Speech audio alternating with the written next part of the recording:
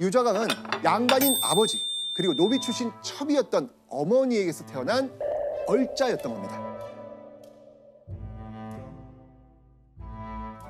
자, 그런데 여러분들 혹시 그러면 서자라는 말 들어보셨나요? 얼자, 서자. 자, 제가 설명드릴게요. 서자는 뭐냐면요, 양반인 아버지와 첩이지만 양인인 어머니 사이에서 태어난 자식을 서자라고 합니다. 얼자는요, 여종, 노비의 어머니 그 사이에서 태어난 아들을 얼자. 예. 자, 그런데요, 서자와 얼자를 합쳐서 부르는 단어가 있습니다. 뭘까요, 이게? 설자. 아니라고.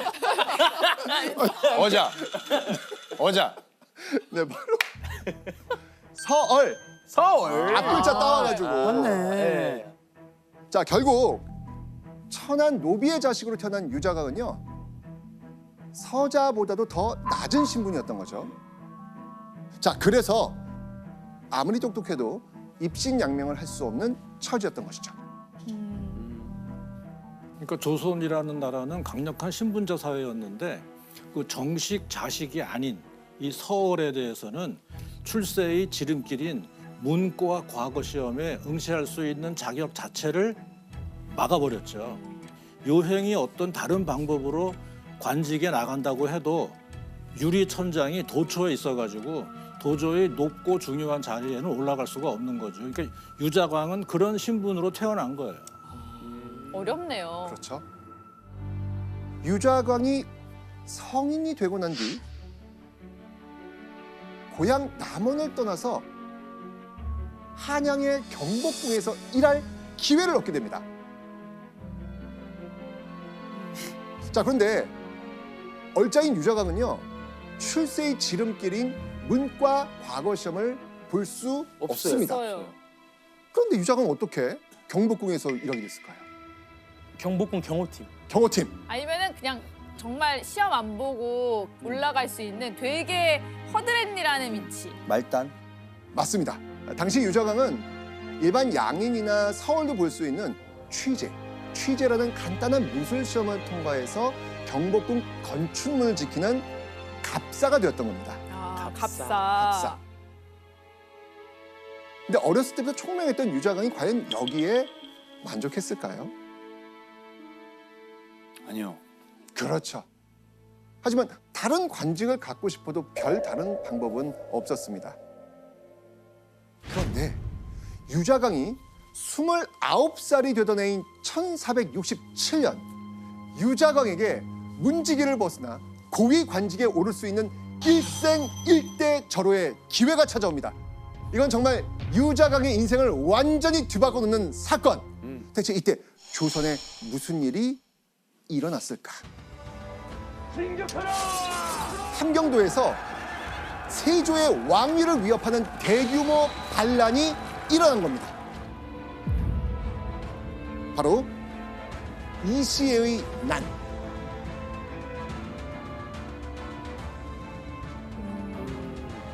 반란의 이유는 이랬습니다. 당시 조정은요, 세조가 단종을 몰아내고 즉위하면서 중앙 집권을 강화하려는 분위기였죠. 그런데 이런 세조의 의도에 반기를 든 지역이 있었습니다. 바로 한반도의 북쪽 지역이었죠. 그리고 결국 그중 대표적인 인물인 이시애가 불만을 품고 함경도에서 반란을 일으킨 겁니다. 자, 이시애가 지휘하는 반란군의 기세 어마어마했습니다. 단순한 봉기 수준이 아니고요, 함경도 전역에서 수천 명의 병력이 진을 치고 있는 대규모의 반란이었습니다. 이시애 난은요, 무려 3개월 동안 진압되지 못한 채 정말 이 세조의 골머리를 썩이고 있었죠. 3개월이면 엄청 긴. 엄청 긴 거죠. 지금 반란이 일어났는데 3개월 동안 진압 못하고 있는 그러니까요. 거예요. 게다가 당시 함경도는요, 북방의 야인들과 만나는 접경지대였습니다. 이시애의 반군이 이 야인 세력과 연합할 수도 있기 때문에 이건 굉장히 심각한 상황이었던 거예요. 그야말로 정말 세조 즉위 이래 최대의 위기였던 겁니다. 자, 근데 교수님, 이 세조가 이시애의 난을 더 심각하게 받아들였던 이유가 또 있지 않습니까?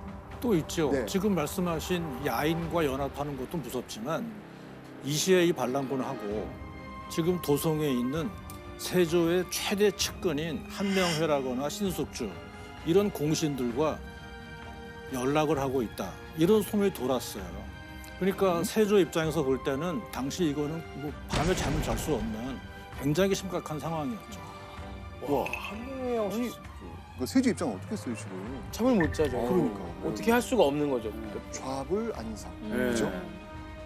자 그런데요. 이때 바로 이런 세조의 위기 상황을 날카롭게 지켜보던 인물이 있었습니다. 누굴까요? 유자가 맞습니다. 바로 유자광. 1467년 6월 14일 유자광은요 한양에서 아주 파격적인 일을 벌입니다. 근데 무슨 일을 벌일 수가 있는 위치도 그러니까 아니고 사실 값싸잖아요. 그죠 값싼데 왕을 만날 수도 없을 것 같은데. 자 보여드리겠습니다. 오. 군대를 모으네. 자 바로 역시 이겁니다. 자 우리 글을- 도현 씨가 한번 펼쳐보시고 아, 예. 읽어봐 주시죠. 아, 어찌 이제까지는 한 장사도 이 시의 머리를 참아여서 서울에 바치는 이가 없습니까? 시는 비록 미천하더라도 또한 한 모퉁이에 서서 스스로 싸움을 하여 쾌하게 이 시의 머리를 참아여 바칠 수 있기를 원합니다. 우와. 자 이거 어떤 나가겠다. 내용이에요 지금? 내가 가겠다. 아무도 안 가니까. 그렇죠, 그렇죠.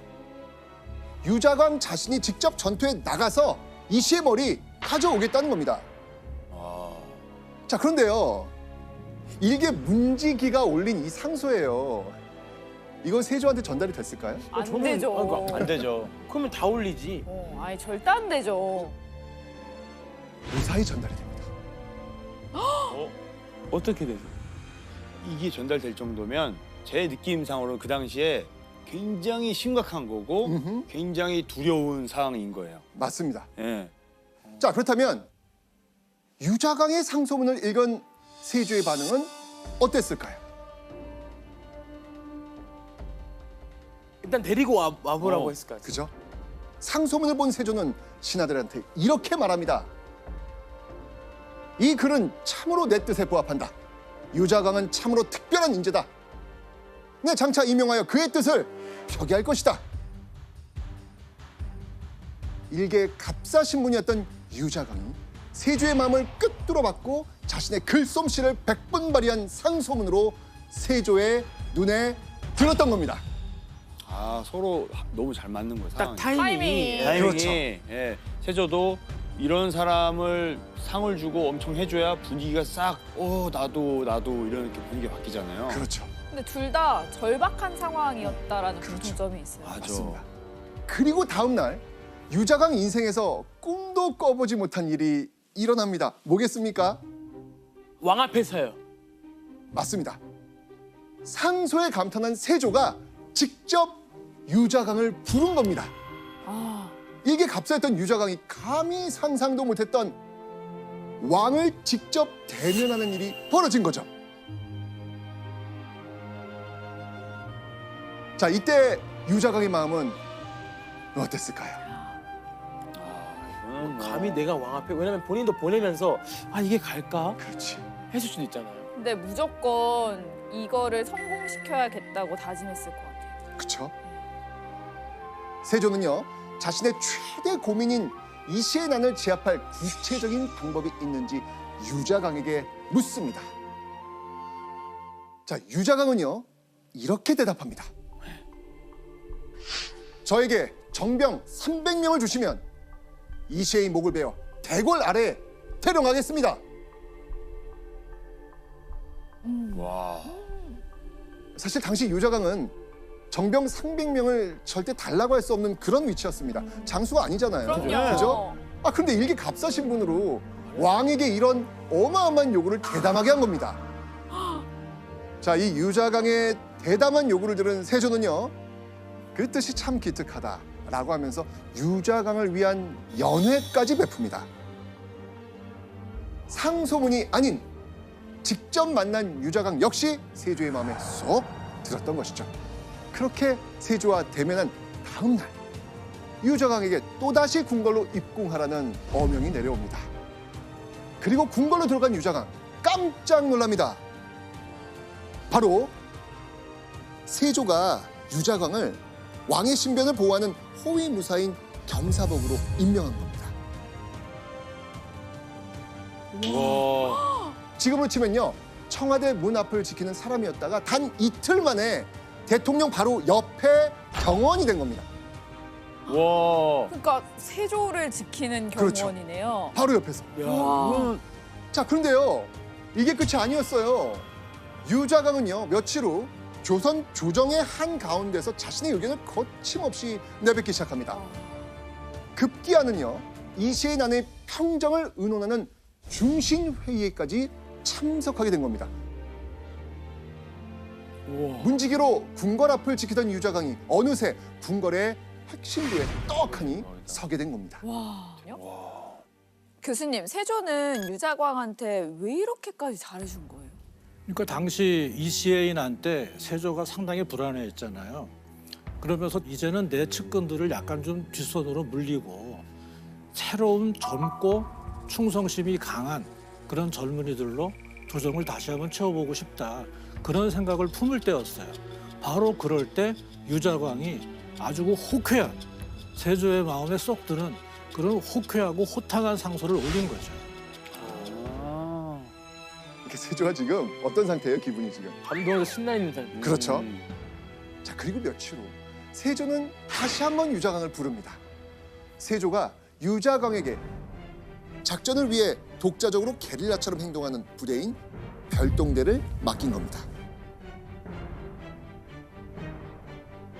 별동대에는요, 50명의 군사가 있었는데요. 이 50명의 군사를 통솔하는 명실상부 선봉장 역할을 맡았던 것이죠. 당시에 이건 엄청나게 파격적인 일이었습니다. 그러니까. 얼자 출신의 갑사가 겸사복으로 임명된 지 한 달 만에 직접 부하를 지휘할 수 있게 된 거예요. 그러니까 그 실전에 그러니까요. 군대에선 사실 이게 볼 수 없는 모습이잖아요, 이건요. 아, 그렇죠. 그리고 말 한마디 한마디 지휘할 때마다 어쩔 수 없이 그 노하우나 경력에서 나오는 말이 있는데 그러니까. 그게 사실은 없을 건데 어떻게 해냈을까 궁금해요. 그러니까. 자, 1467년 8월 4일 숨막히는 전투 끝에 유자광의 별동대가 포함된 진압군의 압승으로 반란군을 물리칩니다. 와. 3개월 동안 세조를 끈질기게 괴롭혔던 반란을 완전히 진압하게 된 겁니다. 자, 그럼 그 이후 이시의 난에 공을 세운 유자광 어떻게 될까요? 이야. 이제 완전 이제 덫을 줘야죠. 높은 이제는 자리도 높은 주고. 자리. 네. 유자광은 바로 유교의 서자인데 특별히 종군하는 데 작은 공로가 있다 하여 갑자기 병조 정랑에 임명하였다. 자, 유자광이요, 지금으로 치면요, 국방부 인사 담당관에 해당하는 정오품 병조 정랑으로 지금 초고속 승진한 겁니다. 얼자로서 정오품 정랑이 된 사람은요, 유자광이 조선 최초입니다. 오. 최초. 문지기에서 유자광의 아킬레스건 같던 신분의 한계를 순식간에 완벽히 뛰어넘고요, 중앙의 요직을 당당하게 차지하게 된 거죠. 야. 자, 그런데요, 신분의 한계를 극복했다는 기쁨은 잠시뿐이었습니다. 유자광의 앞길을 가로막고 나선 이들이 있었습니다. 누구겠습니까? 한 명이나 그런 그쪽 윗사람들. 윗사람들. 네, 바로 조선 조정의 신료들이었겠죠. 그들이 유자광의 병조정랑 임명을 비판하고 나선 겁니다. 교수님, 그럼 유자광이 이 공을 세웠는데 왜 이렇게 비판을 하는 걸까요? 그러니까 공을 세운 건 공을 세운 거고 거기에 대해서 포상을 하려고 하면 뭐 대충 벼슬을 주면 되는데 병조 정랑이라는 그 직책이 갖는 무게감과 중요성 때문에 난리가 난 거죠. 특히 병조 정랑은 당시 조선이라는 나라 전체에 있는 모든 직업군인들, 무관들에 대한 인사권을 독점적으로 담당하는 곳이에요. 그러니까 지금 일반적인 양반 사대부들은 도저히 이거를 인정할 수가 없는 것이죠. 그래서 뭐 벌떼같이 반대했어요. 와 그러네. 엄청 좀 화났겠다. 자, 그렇다면 이렇게 반대에 부딪힌 유자강은 이대로 병조 정랑의 자리에서 내려오게 됐을까요? 자, 이 위기의 유자강에겐 든든한 버팀목이 있었습니다. 누구겠습니까? 세조. 세조. 그렇죠. 바로 세조. 세조는요, 능력 있는 사람 세우는데 출신 따지지 않는다 라는 고사를 인용하면서 유자강의 관직을 든든하게 지켜줍니다. 그런데 이런 세조의 비호가 오래가지 못합니다. 왜였을까요? 너무 심하게 반대했구나. 그렇죠. 얼자 출신에다가 문과 과거 시험도 치르지 않은 유자강을 왜 관직에 올리냐는 신료들의 비판이 계속 올라오는 거예요. 그러던 1468년 2월 30살이 된 유자강에게 신료들의 반대를 뒤엎을 기적 같은 기회가 찾아옵니다. 자꾸 오네요. 유자강이 문과 과거 시험을 치르게 된 겁니다. 당시에 얼자들은요, 절대 문과 과거 시험을 볼 수 없다라고 제가 말씀드렸습니다. 네네. 네. 기억나시죠? 그런데 세조가 유자강을 위한 결실을 연 겁니다. 와. 엄청나네요. 유자강의 얼자라는 태생 자체를 바꿔줄 수는 없지만 문과 과거 시험으로 신분의 한계를 조금이나마 없애주려고 했던 겁니다. 그렇다면 시험의 결과는 어땠을까요? 배경을 봤잖아요. 그쵸. 똑똑하잖아요. 그럼 무조건 합격이죠. 공장력도 좋고 네. 무조건 합격이죠. 결과는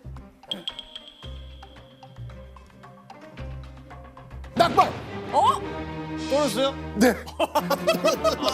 어떡하지? 아니 왜요? 공부를 안 했는가 봐. 유자강이 쓴 답안지는 시험관들에게 선택되지 않았습니다. 어떡해요? 네. 어떻게 해요?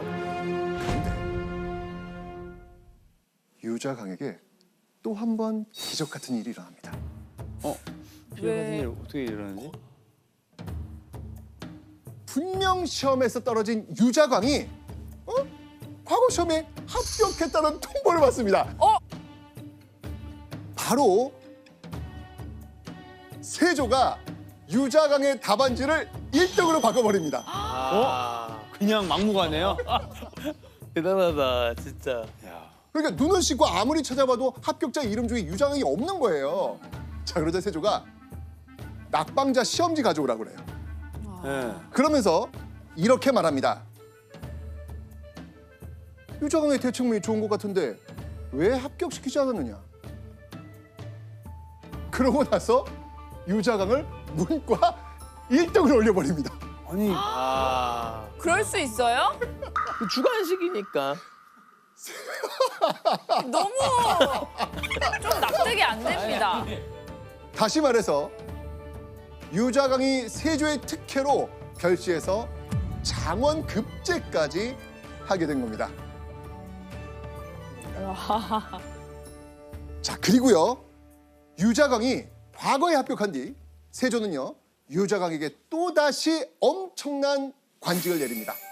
아까 몇 품이었죠? 오품. 정오품, 바로 정삼품 병조참지. 지금으로 치면 국방부 인사 담당 국장급입니다. 아니 한 계단도 아니고 두 계단씩 그냥 쭉쭉 올라가네요.